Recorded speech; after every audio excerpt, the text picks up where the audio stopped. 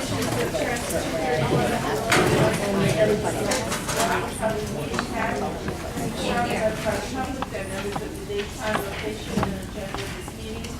the extent known, was provided at least 48 hours prior to the commencement of this meeting in the following manner. By posting such notice on the public announcement board of the Lakewood Board of Education offices in the Lakewood Township Municipal Building, by mailing such notice to the offices of the Asbury Park Press and the Star Ledger, by filing such notice with the board secretary, by mailing such notice to all individuals who requested to pay for a copy of same. Roll call. Mr. Munn? Here. Mr. Schwartz? Is absent. Mr. Silver? Here. Mr. Greenspan? Is absent. Mr. Friedman? Is absent. Mr. Tipp? Absent. Mr. Zlotkin? Here. Mr. Seitler? Here. Mr. Tipp? Here.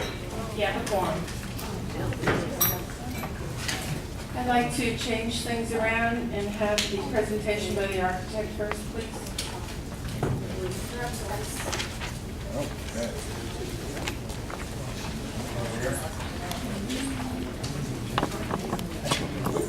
Good evening, everyone. My name is Greg Somjen with Barrett Somjen Architects.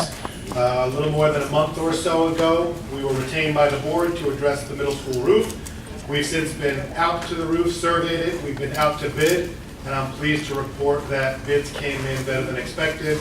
We had a dozen bidders bid the project. It is our recommendation this evening, after having reviewed the paperwork and the bids and having spoken to the board attorney, that we accept the lowest responsible bidder in the amount of $2,282,000 and change. It encompasses the entire replacement of the middle school roof, gutters, leaders, and a few alternates to take care of some of the additional items up on the roof. So I believe that will be before you this evening, later in the meeting, in the form of a resolution. Once we get that information from the business administrator tomorrow, we will issue the notice to proceed, and we will get that ball rolling so that the roof can be replaced. And work will start as early as sometime during the month of August. Happy to answer any questions. If you don't have any, I've been asked to touch on two other things. Please. The two other things that I've been asked just to give a very quick overview on is, now that we're putting a new roof onto the building, one of the things that the district has been discussing is the possibility of how to be more prudent in energy savings and related topics. So solar is one of the things that we are going to explore for the district, to see what type of solar options exist for the placement within the district on roofs, potentially parking lots, and other potential open spaces. So hopefully over the next couple of months, we'll do some due diligence, and we'll come back and report to you on that option. And the second is something called the Energy Savings Improvement Program. That is new legislation from 2009, which essentially allows the district to take the same monies you're spending today in the form of utility costs and maintenance of energy-related elements like mechanical equipment, exhausts, lighting, anything that you spend money on for energy, and to replace that equipment with more energy-efficient equipment and not spend a penny more than you're spending today, by benefiting from reducing the operational costs of the district. So over the next several months, you'll be seeing us again. We'll be doing some due diligence with the administration and the district teams, and in an effort to try to move the district towards becoming more energy efficient, reducing operational costs, and doing all that without really having spent a penny more than you're spending today. Can you please explain to the public how much that would actually cost the taxpayers and the district? The beauty of the program that's in place through the Energy Savings Improvement Program is that it will not cost you one penny more than you're spending today. The way the program is set up is, if you're spending, and I'm making up numbers, if you're spending X $100,000 today in utility costs, because you have a very big district with many buildings, by introducing energy efficient equipment, your operational costs will go down because the equipment will be more efficient. You will use that money that you were spending on energy, and you will use it to purchase the equipment itself that you will implement. So the way the legislation is set up, there are many checks and balances, and ultimately it's set up so that all you're doing is the same money you're spending today is just distributed differently, and so there is no impact to the taxpayer. Thank you. Could you elaborate on savings or lack thereof on the solar project you mentioned today? Well, part of the solar proposal is going to be, again, to pursue it in such a fashion where the district would not be necessarily undertaking it, because if you were going to undertake it, you'd have to spend money. So there's a program that is called, often referred to as a PPA, or a power purchase agreement, and it's basically a partnership between the public entity, in this case the school district, and private solar developers, where you will potentially enter into an agreement with them to give them area in the form of a roof, area in the form of a parking lot, area in the form of open space that you may not be using for other purposes. They would incur all of the costs to introduce the solar system. They will benefit from certain things that you don't have available to you. For example, tax deductions. The public entity doesn't pay taxes. The solar developer could benefit from those incentives. And in turn, they will give you discounted rates on the electric that you would use, which is plugged directly into the solar. The market has fluctuated over the last couple of years, and as you can appreciate right now, we have gotten a glut of solar in the marketplace in response to the Board of Public Utilities' desire to do that kind of work. And so the incentives are down. So part of our analysis that we will report back in the next several months is what kind of savings could the district realize for what kind of involvement by the solar developer. Okay? Thank you.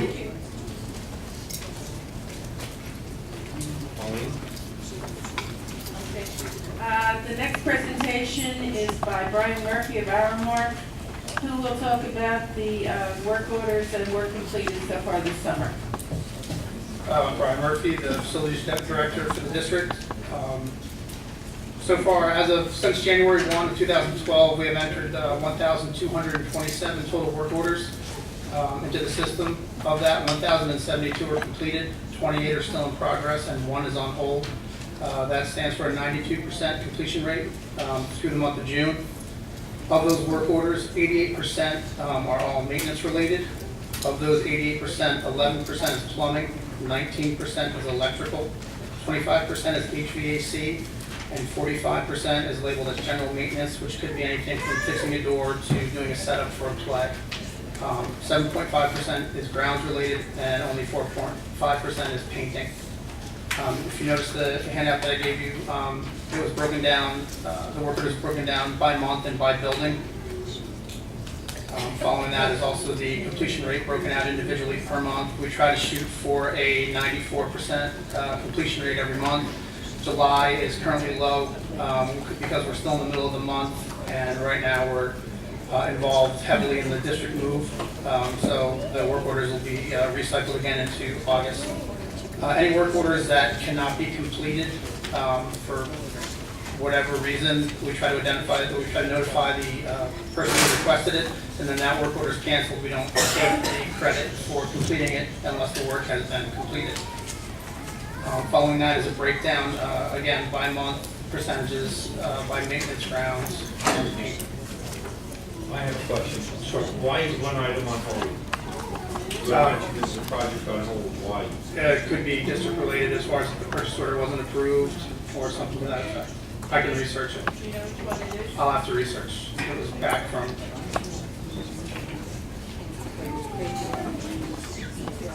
What percentage of these work orders are done in-house? In other words, All of them. All of them are done in-house, we don't go to outside contract?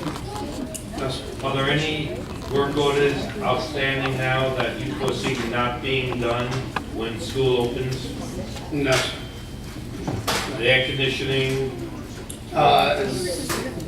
As long as we get the contractors to come in and fix, yes, but I've spoken with them and they seem to be on a time frame where we can have everything completed by the time school's open.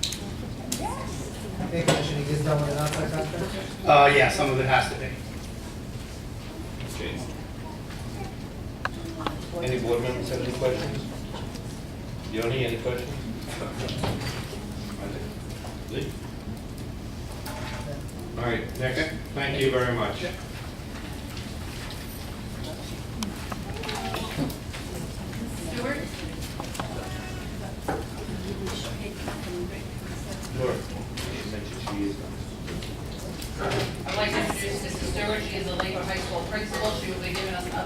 high school? I'm going to be focusing on increasing student achievement through a rigorous curriculum. Basically, what we need to do is we need to start focusing on our mission at Lakewood High School. And we've revamped it, and as you can see up there, we need to inspire and empower all students to become productive members of a 21st century global society through a challenging and rigorous curriculum. And then we also need to start placing emphasis on our vision, where we need to be and where we need to see ourselves. So I'm not going to read over all of those, you guys can read through them yourself. But it's just focusing on the positive, emphasizing moving the children into becoming productive citizens.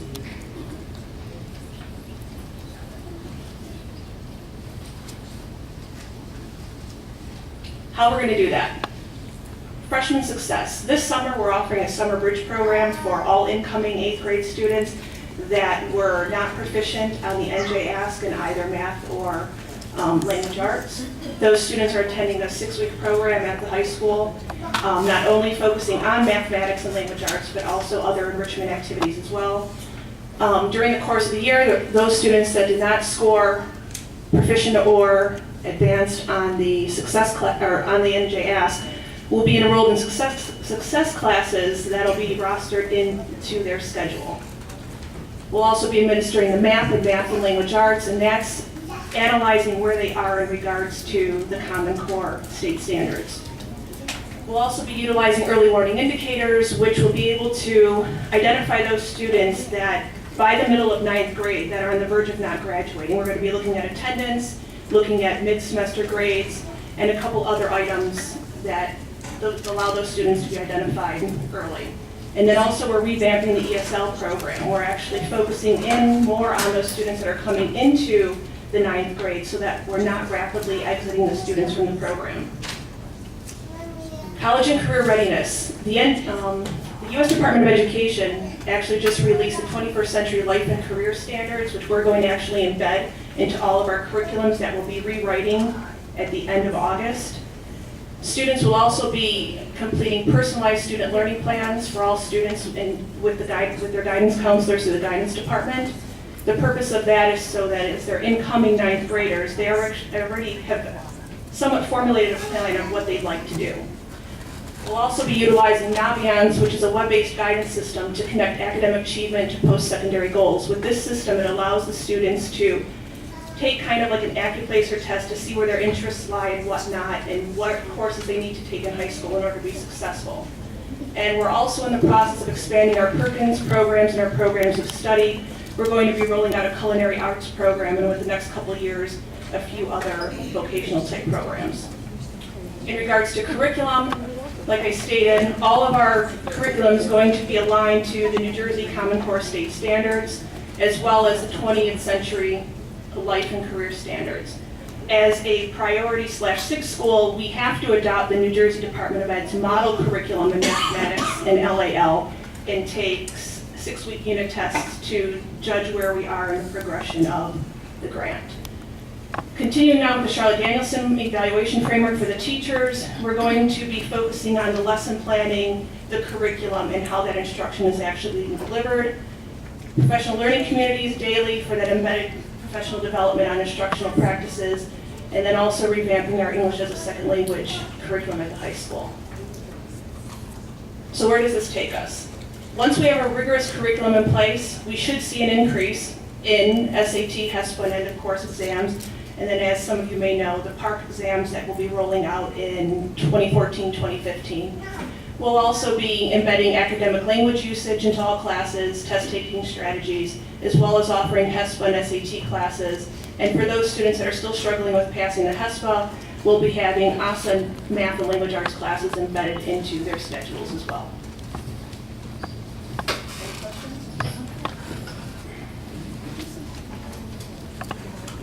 I just want to mention before we let Mr. Hogan ask a question is, this district has never had programs like this board is implementing. And we've heard the crowd for 2 years now, almost 3, complain about programs. And we are making changes. So Angela became the high school principal a few short months ago, and she's already implemented many changes that are going to follow suit down to all the schools, including all the way down to the elementary schools. So, Lee, any questions for them? Mr. Hogan. You anticipated partly my question. What wasn't clear from the presentation was what of these aspects is new and what is a continuation of past practice. And therefore, I'm left with a feeling of not being sure where we're going and what sort of progress is being made. In order to move forward, you need to analyze, first off, where you're at and see what's working and what's not, and that's what we've spent the last 2 months focusing at the high school on. One of the things that we know that we need to do is revamp the curriculum. A lot of the curriculums at the high school have not been rewritten in about 5 years, so they're not aligned to the Common Core state standards, which rolled out in 2010. So by embedding those curriculum standards into the instruction, we'll be on track to move forward academically. In regards to a lot of the other issues, such as ESL programs and whatnot, those are things that are mandated that we're also addressing to be in compliance with not only state but federal standards. Now, these, as I understand, are goals, clear. How much of this has begun already during the summer months in terms of all of these things, if anything? Obviously, the ones that are in regards to students enrolling in September and starting, like the classes and whatnot, that'll take place September 4th when the students arrive. As for curriculum planning and whatnot, that has already begun. We actually have a curriculum institute starting on August 14th for the teachers to come out and rewrite that curriculum ready to be rolled out on September 4th. Any board members, any questions? Thank you, Angela. I'd like to introduce to you the Lakewood Middle School Principal, Mr. Richard Fasnick, who will be giving us an update on the middle school. Good evening, everybody. Today I was asked to come here to really talk to you about having middle schools preparing students for the high school, and obviously when we start to think about how we're preparing students for the high school and beyond, into college and also into the career world in the 21st century. So I'm going to start with a quote by John Dewey that I like. That's really going to be the basis of what I'm talking about today, and I'd like you to keep it in your mind throughout my presentation. But if we teach today as we taught yesterday, we rob our children of tomorrow. So we really have to start to think about the instructional delivery that we're offering to students and how we're going to change that to prepare students for the 21st century. So when I think about that and some of the things that we're doing at the middle school, I'd like to break it down into 4 components for you. The first one being habits in mind, which is basically how students have to think in the 21st century to be ready for college and the career world. And I'll go into a little bit of what they are in a short while. Obviously, curriculum is a huge component of what we have to do every day in the instruction that happens inside of the classroom. Academic behaviors is just what good students need to do. And then social preparation, how we're preparing students socially at the middle school for the high school, because really the middle school is just a short transition from the elementary school to the high school, and we have to work quickly to prepare them for where they need to go. So when we start to think about habits of mind, we're looking at really the way students need to think in the 21st century, and we have to embed these strategies and give the students an opportunity to learn them so they really become habit for them. And it has to start at the middle school and even the elementary school, so when they do go to the high school, they're ready to think this way. But we think about intellectual openness, the ability to think deeper about content that we're providing students. And the Common Core allows us to do this. Students being inquisitive and thinking and discussing and want to acquire knowledge. Reasoning, ability to argue and support with proof. So students need to reason, have a point of view, and be able to support that point of view with some type of evidence that they learn. They have to interpret and draw conclusions. They have to work with precision and accuracy, and ultimately what they need in the 21st century is to be problem solvers. So often we hear we're preparing students for the 21st century and careers that haven't been created yet. So how are we doing that in education? Well, we know 21st century learners are going to need in college. They need to be problem solvers, they need to communicate, they need to work in groups. So if we embed these things throughout the middle school and into the high school, they'll be ready for college. When we talk about our curriculum, all of our curriculum is articulated to the Common Core and New Jersey content standards. I'd like to think we did a better job in language arts literacy this year, and bringing in relevant material for students to have interest in that material so they could really become engaged. And our connected math program at the middle school that we incorporated last year really brings in a lot of real world experiences for students, and this ultimately engages students in deep understanding. When we talk about deep understanding, the Common Core is really allowing us to dive much deeper into curriculum. So in the past, and I know there's some teachers here that would probably agree with me, our curriculum's a mile wide and about an inch deep. We're focusing on covering, rather than really diving deep into content. And the Common Core is allowing us to do this, so students are going to have the opportunity to think with the habits of mind that I just mentioned. Teachers are going to have suggested learning objectives, so it's about reaching the outcome, and the teacher's the expert in the classroom and picking the learning objective that works best for them. And we are embedding literacy and computation throughout all of our instruction.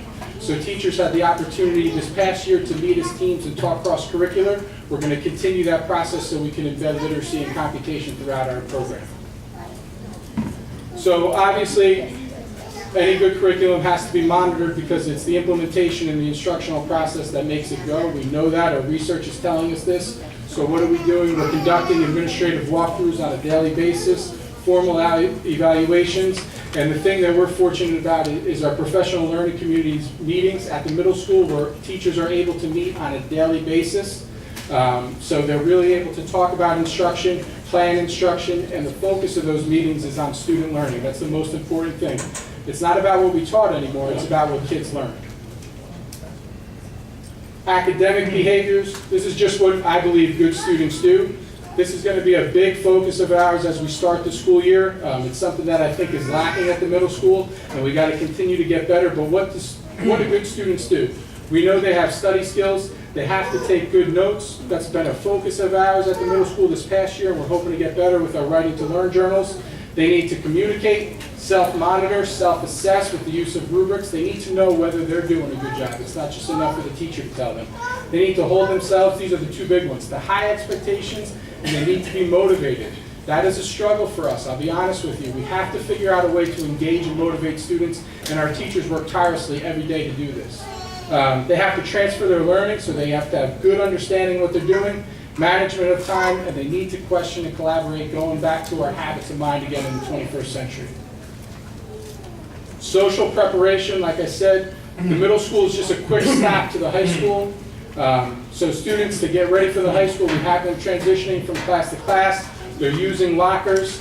They're adjusting to multiple teachers. So that's a big one, okay? As students move into 7th grade, we do see a dip in our student achievement, and it goes back up into 8th grade. And I think that has a big issue, or that's a big part of that, because there's not that one classroom teacher anymore making sure that they're taking home their homework and their bags are packed and all those things. So that's a big one, and they have to become personally responsible for their learning. And then obviously another big one at the middle school, and we're going to address it as best as possible this year, is student conduct and behavior. We're planning on implementing positive behavior supports in school, which is really a positive way to begin to look at discipline and focus on all the positive things that are happening and reward students for that. And hopefully that will trickle down to some of our poor behavior, and also address our poor behavior consistently and sternly. When we talk about testing, it's just it's education in the 21st century. Students are going to have to take tests. So we have the NJ Ask, and then obviously at the high school level, which we're preparing students for, the HESPA, the SAT, the end of course exams, and then as Ms. Stewart mentioned, in 2014, the Clark assessments that are coming our way, which are much, much more rigorous than the current assessments we're taking, and students are going to really need those habits of mind to have success. Assessments are all articulated to the standards. So we have a standards-based curriculum, so if we're teaching our curriculum, it's standards-based, our students should have success. We're not teaching to the test, we're teaching to standards.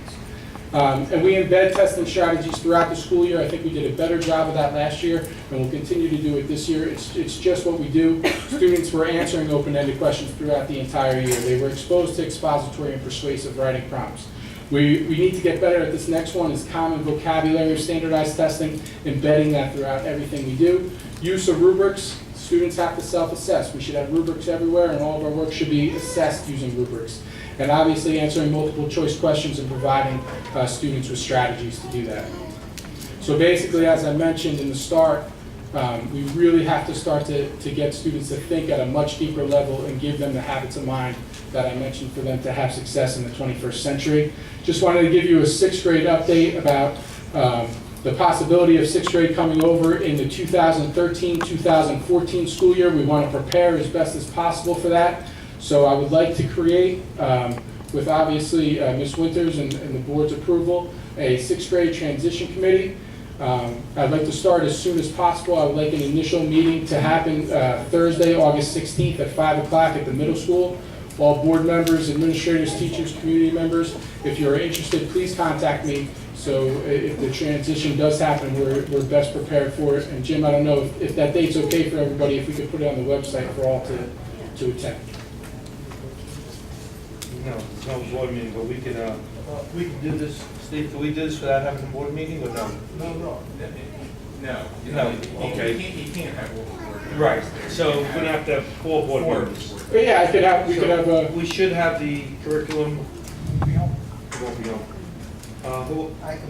No, we will have 4 board members It there. could change throughout the year, but we'll make sure we're taking notes and we'll provide updates to everybody Right. so we're on top Right. of everything. And then just finally, some of my teachers here probably are familiar with this quote, but it's a quote that I used by John Wooden, the famous UCLA basketball coach, about improvement. And it's when you improve a little each day, eventually big things occur. Not tomorrow, not the next day, but eventually a big gain is made. Don't look for the big quick improvement, seek the small improvement one day at a time. That's the only way it happens, and when it happens, it lasts. And I feel that's where this administrative team is headed, and we're looking for improvement and getting a little bit better each day. Thank you. Anybody has any questions? Hold on, Mike. Do any board members have any questions?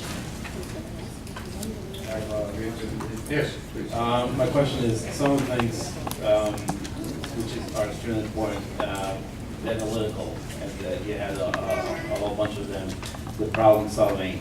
I know that we did try to teach our children and did teach them the open-ended questions that the state tests a lot on, and increasingly more. What do you think could be done for, because we did that already, and how we could improve that, because the state is asking more of those open-ended questions a bit longer, and for us, ninth grader, it's sometimes hard to exactly understand within a short period of time what the question asked and then be able to solve it.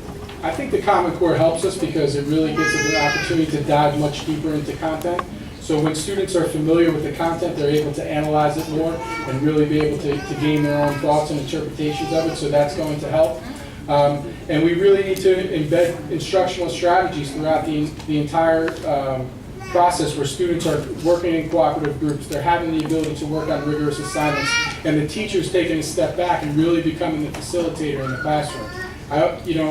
We want our students in the classroom to be working harder than the teacher. The teacher's got a lot of hard work to do to plan that type of instruction before the kids get there, but when the kids are there, we want the teacher to take a step back and the students really begin to develop those learning strategies and acquire knowledge on their own.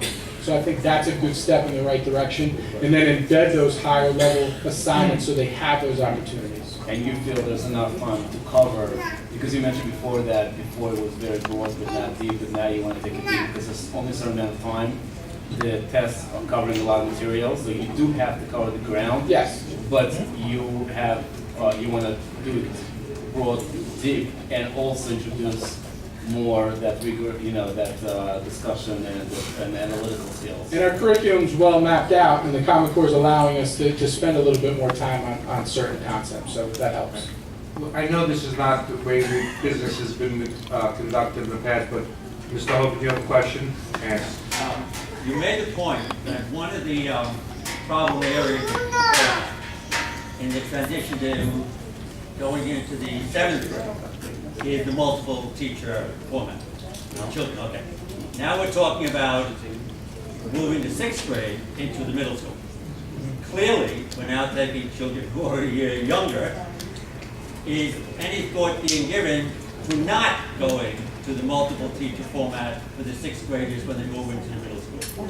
I don't know if it's going to not multiple teachers, but maybe less multiple teachers. So if we look at possibly looking at some of our teachers being dual certified in multiple content areas, then that would create less transition. So if I was dual certified in social studies and language arts, I could have that group of students for 3 periods rather than 1 or 2 periods, and the transitions and fewer teachers would become less. So that's something that we have to really investigate because that sometimes can be an issue, and we have to look at how to best transition if we're going to go to that model, our 6th grade into a middle school format. And it may look different for a 6th grader than it's going to look for an 8th grader. It's a gradual progression. So that's something that I know Ms. Winters and I have had conversations about.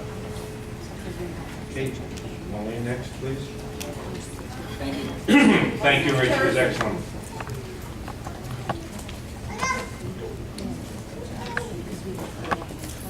This presentation, as the others, should be extremely interesting to everyone in this auditorium. Good evening, everybody. I'm going to present our district plan to increase the number of students attending colleges and universities. Before I do that, I would like to highlight some of the information and some of the places our 2012 graduates are attending. So I'd like to begin with a profile. We had 220 graduates. 120 of them are attending 2-year community colleges. 24 are attending a 4-year college or university. 30 are attending VOTEC school. And we have 10 that are enlisted in the military. And the additional numbers that are not highlighted up in there are either undecided, they're going into the workforce, a variety of different things. So where are some of them going? Here's for you to peruse some of the 4-year universities that some of our 2012 graduates will be attending.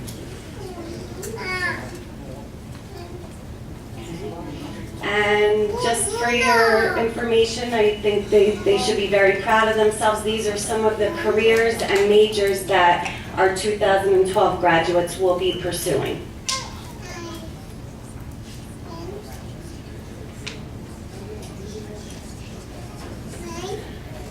Before we get into the plan, obviously with the cost of everything today, a big push is the financial aid aspect. But in addition to that, our guidance department met tirelessly all year to plan our awards ceremony for our 2012 graduates. Students applied for scholarships all through the year.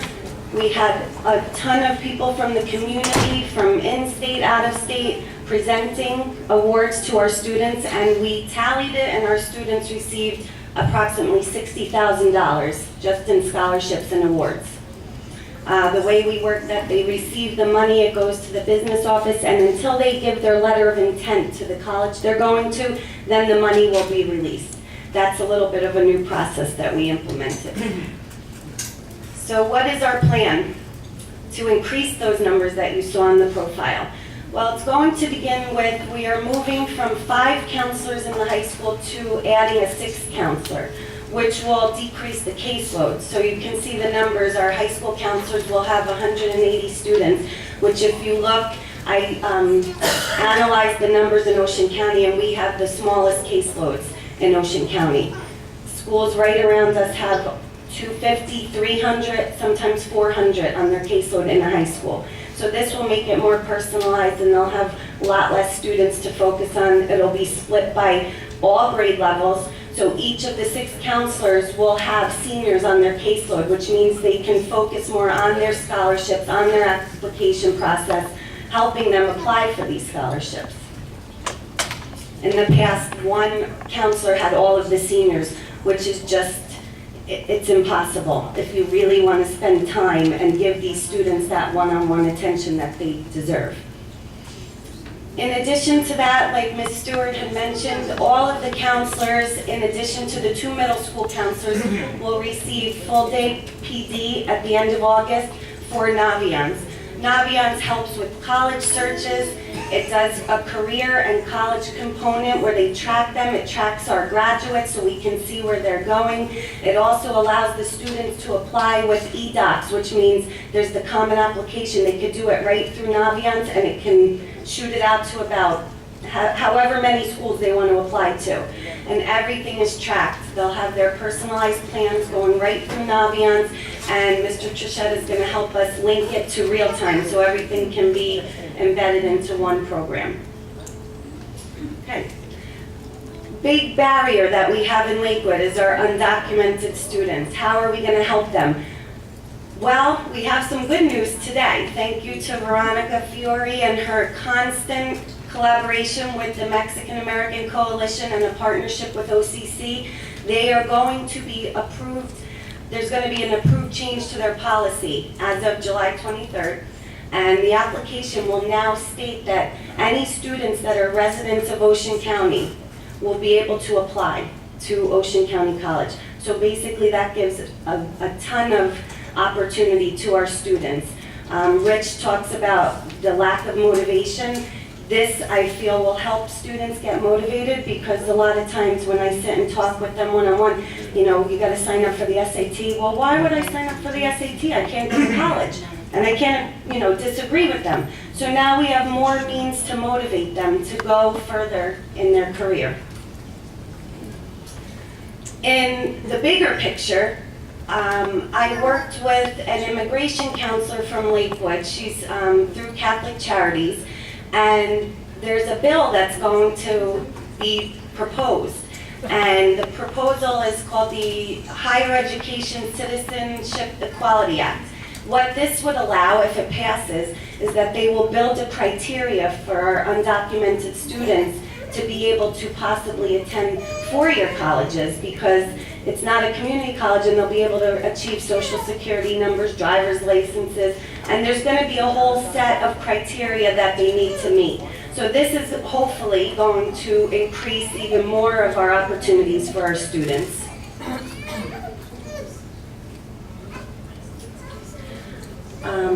And in fact, she's worked so closely with Lakewood that part of our plan is we're going to have her do 300 hours in the fall at the high school. She is going to pursue her school counseling cert, so she will do her internship. So at the same time, she's going to be learning from us. We're going to be learning a lot from her because she can train my counselors at the high school and middle school and in turn the elementary counselors because we are just not educated enough in this area. So she'll be able to help us in this area. Okay, we move off the undocumented students and onto our athletes. We consider our student athletes one in the building. We expect the same from our athletes as we do from all of our students. This is just some additional things we're doing in conjunction with the athletic department. All of the guidance counselors will be educated and trained that last week of August just to refresh them on the NCAA requirements. They'll start tracking their kids as freshmen. Mrs. Winters has proposed to have the sixth graders bus to the middle school, so we'll have more students hopefully getting involved in athletics, which is how it should be. Most schools are 6, 7, and 8, so they do start younger, so this will give our students an opportunity. And we created a brochure that we will be sending home to all of our student athletes and parents to, you know, educate them as well on what their student needs to do. Some of them think, you know, they're great athletes, so that's all they need, but unfortunately, they need everything, the whole package. So that's why when we discuss athletes, I like to consider them student athletes. This is just a little highlight, a sample from our brochure, so you can see that NCAA is very rigorous with their requirements. And the counselors will be tracking them very closely. In addition to our district plan continuing on, we have built partnerships with Georgian Court University and Ocean County College. We will be providing college tours and having the Georgian Court students over working with us as well. We have a lot of financial aid workshops that are set up for the school year that will be hosted in the high school, and they actually can work with the students to fill out applications while they're in our own building. We're also going to be providing opportunities for students in their senior year to receive credits from their local universities. This is just a comparison. We're going to do more college visits in-house. We have a variety of colleges that will be coming into Lakewood High School, and the guidance counselors will identify the students that want to meet with these representatives. So we'll do in-house because that, you know, helps a lot if they come to our building. So we're going to set up a lot of those, and also we're going to continue and enhance our college and career fair at the high school. These are also some of the college fairs that we're going to send students out to attend. We've been to the Historically Black College Fair. HBCU is a very popular one. The students have been going the past 2 years. I can't speak before that. I wasn't in the high school, but we also have attended the National Hispanic College Fair last year, and then we're going to be attending again the Poland Springs Arena. They have a huge college fair, which is right in Tums River at Tums River North. To involve the middle school, all of the middle school counselors will attend the high school staff monthly meetings, which they did this past year, but we're going to enhance it a little bit more and make sure that they're doing pretty much what we're doing at the high school with their 8th graders. We'll also have a vocational career fair in the high school, because the reality is not every single student wants to attend a 4-year or 2-year college, but we want them to be prepared to do something after college, after high school. So we're going to also highlight a vocational career fair, which I'm also going to schedule the middle school students to attend that as well. And we already spoke with the vocational schools, and they're excited to have the middle school attend. They come and set it up in our high school library. We started this a little bit at the end of last year. The high school counselors went down to the middle school. They spoke with the variety of 8th graders in different classes. They talked about the courses. They introduced themselves. It went very well. But I would like to increase that and have them go more often to the middle school and really get to know the 8th graders in that year, in that entire school year. So when they come to 9th grade, it's not just a one-time visit that they talk with them. So we're going to embed that into the school year. And just looking ahead to include our elementary schools, I would like to have the high school students, and I'm going to pilot the program this year. I would like, instead of our counselors going down and speaking with elementary students, I want to train a cohort of students that will actually go do the lessons themselves in the elementary school. So the high school counselors will pilot the program. They'll train the students, work with them, do mock lessons in the high school just to practice. And then by May, hopefully, we'll be going down to all 4 elementary schools, the group of students that are in our high school. Most of them will probably be already accepted to a college or have a plan to go to vocational. So I want the students to teach the younger students. They listen way better to them than they do to us. And I'm going to propose that our students receive service learning hours to do this activity, because it's going to take a lot of time, but our students in the high school are very eager to participate in any type of, they love going and seeing the kids that they know from family, and it's a nice interaction with them. So that is our plan. And do we have any questions? Thank you, Ms. Lucy. Board members, any questions? Betsy? Isaac? I just have one question. I didn't say anything, and it's probably somewhere will be mentioned, but I think it's also important to mention and research what careers, where they're holding. I mean, what type of opportunities are out there, and where's the trend in terms of is the employment in those areas, is it flooded, or what areas are, obviously it's something that a person wants to do, and those students, certain things that they like more than others, but I think it's also important to guide them in the direction of, or just advise them that, this is something that may be better in terms of finding employment, since it's so competitive out there. Absolutely, and our Perkins program will help a lot with that. We had a few trainings, very basic trainings on the Perkins program, but a lot of them do focus on what is the good career to attend and where are the jobs, and a lot of that will gear our students towards where they want to go. And also the Naviance program will help with that too. Ms. Stewart mentioned they do type of career inventories, so the program really encompasses the whole picture.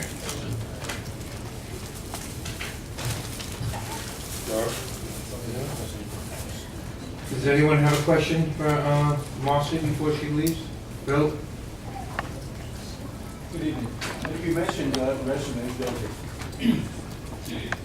I think that is a fantastic idea, that as a child progresses through academia, they build a resume. What did I do? How did I serve? How did I do on these classes? What was I deficient in, and how did I correct it? and to build that resume step by step by step, almost like a diary, that prepares the child to address issues outside the school. It's the basis for being prepared to apply for college. Here's what I did. Here was my my resume of my years in the public school.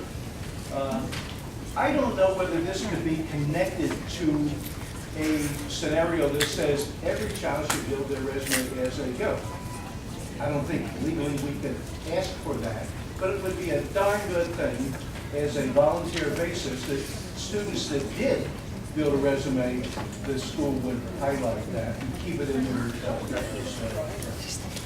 Thank you, Mr. Harvey. Jan, please. For our pride presentation for the Good seat. JEA, LEA, I'd like to talk to you and to Angela, if we could provide some services for parents at the financial aid night, refreshments, different things, giveaways for those parents. Great, thank Okay. you. Thank you very much. Ladies go first. You know this is going to take, we're going to do away with all individual questions tonight since we're doing it now. So you each have 2 minutes. I don't know about that, but Ms. Mullins, tourism. I noticed that a lot of focus on college and career readiness, which we're ecstatic about because we want to increase the expectations for our students. But I also noticed that there wasn't much about the role of counselors in positive behavior management programs. Do they still have a role? Is the role a little bit different, especially at the middle school as we plan? We're talking about bringing in 6th graders. A big concern for parents is, changing the ambiance, the culture, the safety, and student behavior. So is there a role that counselors play in that, in supporting the teachers and the administrators, or is it pretty much a focus on career readiness? That's a little off topic, just because this PowerPoint is strictly about our plan for college and career. Okay. However, just since you mentioned the middle school, I know I've worked with Mr. Foston. The counselors attend their PLCs. They work with the teachers on any behavior modifications that need to be implemented. So they have been doing that all last year. The high school has gone in and done targeted lessons, which they've never done lessons at the high school before. And this year we focused on the bullying because it is, it was a new law that was in place for September. But they also have done 3 to 4 lessons each, and that was 5 counselors last year. So students are getting that, which in turn does help with the behavior management component because they get to know their students better.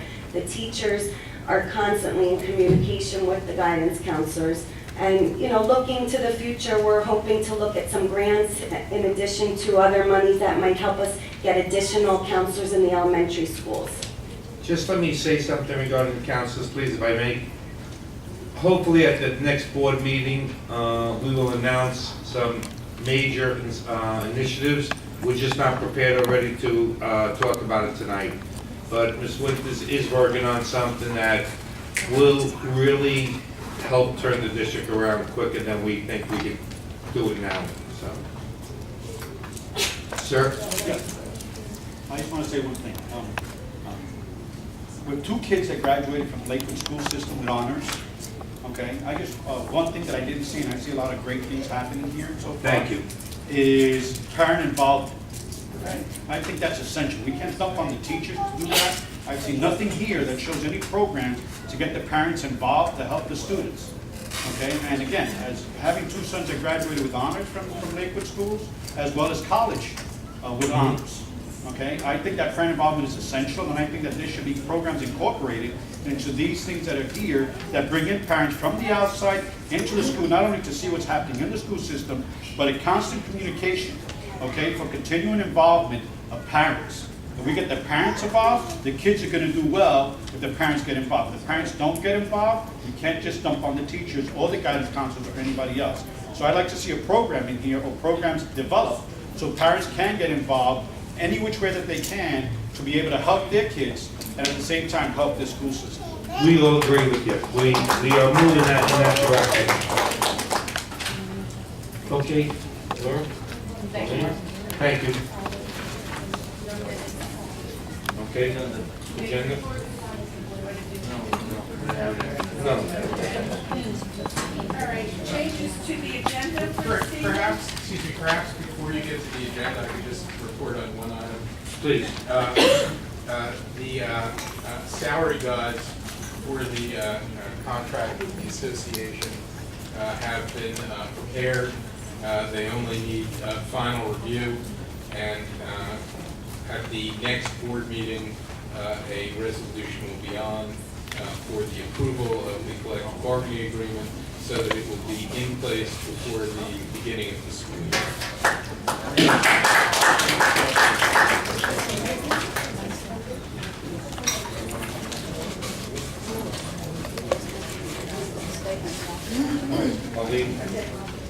Some changes to the agenda.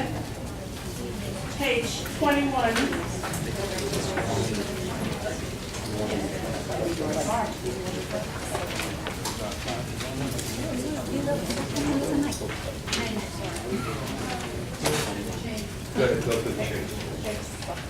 Page 21, number 8. The step should read Step 6 MA Guide. Page 22, number 12. It's to be removed. Number 10 on that page should read MA. Step 1 MA. That's it. And these are the addendums for this evening. We're gonna read the addendums first, not like it has been in the past. We're gonna read all the addendums up front, so everyone knows what we're doing. Okay, addendum 1 is a step correction due to a typo for Deborah Eggleston, who's a para. She is going from